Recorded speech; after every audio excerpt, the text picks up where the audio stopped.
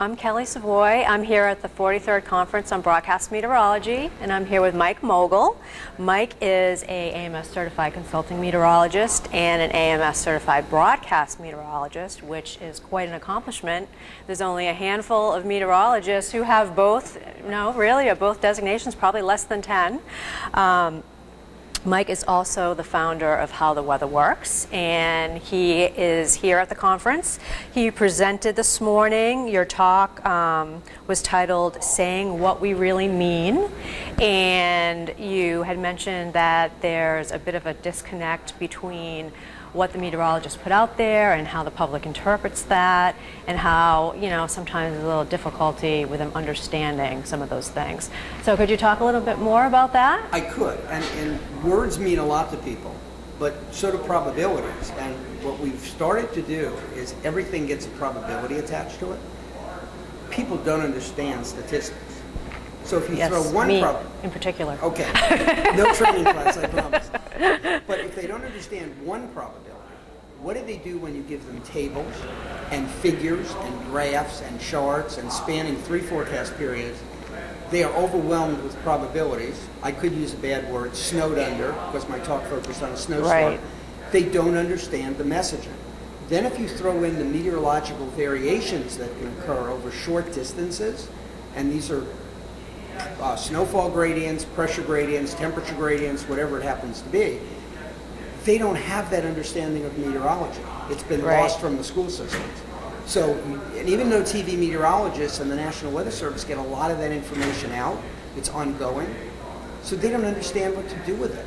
And so then you have a bad forecast that's shifted a few miles one way or the other way, and you wind up with bad forecast. And social media goes ballistic, and you get apologies that are unnecessary and unwarranted, and it's the wrong message to send. So what I want to do is go back to something 40, 50 years ago called the KISS principle, K-I-S-S. Okay. It used to be keep it simple, stupid, but now we can't use the word stupid.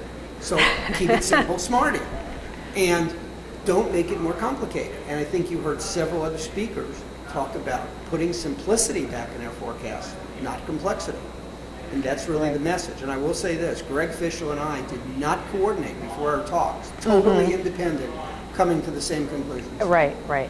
And so you also mentioned to me that you are the president of the National Council for Industrial Meteorologists. For 1 whole week now. Yep, for 1 week. And did you want to talk about a little bit about that organization and what they do? Yes, I would. NCIM, National Council of Industrial Meteorology, is a private, not-for-profit, not affiliated with AMS, but we contain CCM, Certified Consultant Meteorologists. Right. And what NCIM is supposed to be doing, and I put this in quotes, is market the CCM program. Because AMS can't market it, the Board of Certified Consulting Meteorologists can't market it because you're a not-for-profit in that context. And I said we were a not-for-profit. Well, we are a not-for-profit, but we can market for our members. And so we can put out things about CCMs in general, as well as things about the NCIM program, to let users like insurance companies, adjusters, lawyers, other people that need those services from CCMs, we can put out information that says there's CCMs out there. Right, it's great. Which is what we need to be doing. So I've already talked with several members of NCIM. We've all agreed marketing has to be our priority. And if I can do the political routine that in my administration, right, we will have marketing as our primary goal to get the word out about CCMs and about the services we provide.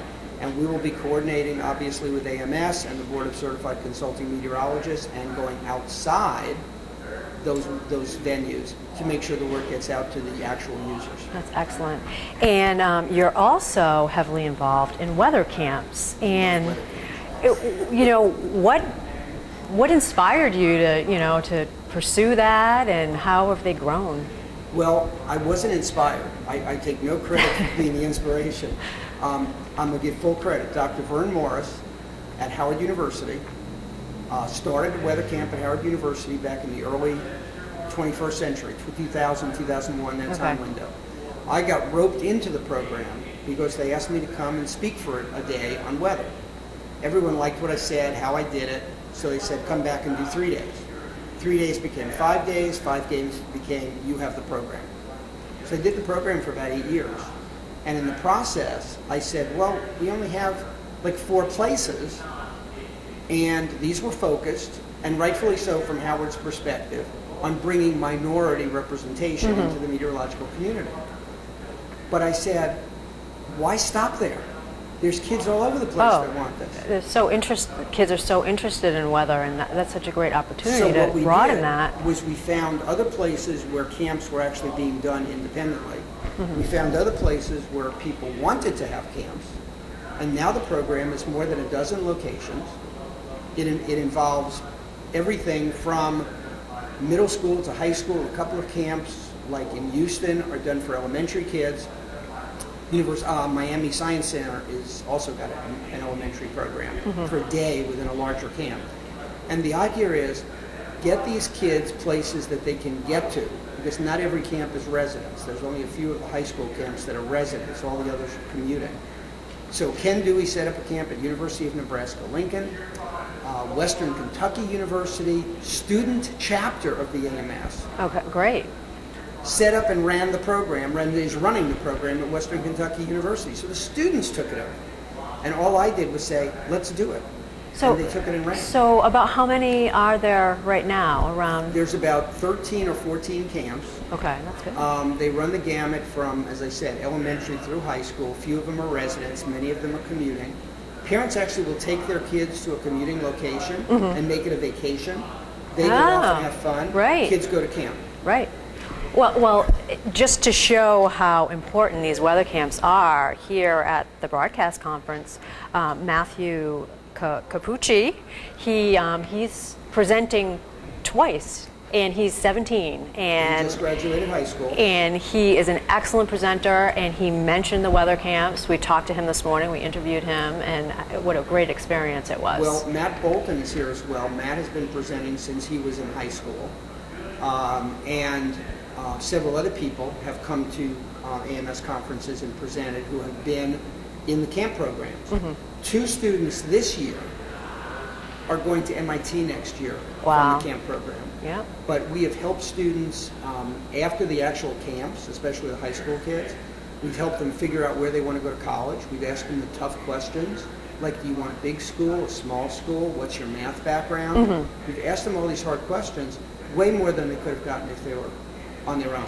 Right. We've had many broadcasters and many meteorologists not in the broadcast industry who said, when I was growing up, I wish there were weather camps. I bet. Because we didn't have that. Right, we had to right. find the stuff ourselves. So we make opportunities available. AMS is working with us, and the National Weather Association too, by allowing some kids to come to camp to go to the conferences without having to pay the registration fee. But when they come to present, like Matthew did, they pay the registration fee, where they pay the abstract fee just like anybody else. Right, right. And we've gotten several of the camp kids to become AMS student members, so that they tap into the WeatherWise subscription as well, and they're in the community now. They can't escape the community. They're in there. Right. And we found out that we don't have to do anything special for minorities. We don't have to do anything special for the girls. They come. Right. You have a camp, the representation is there. You don't have to do a single thing about it. You just make it available. Right. Well, it's wonderful. That's a great, great thing to get involved in. And I wanted to thank you for talking with me today, and enjoy the conference. Thank you. Thank you.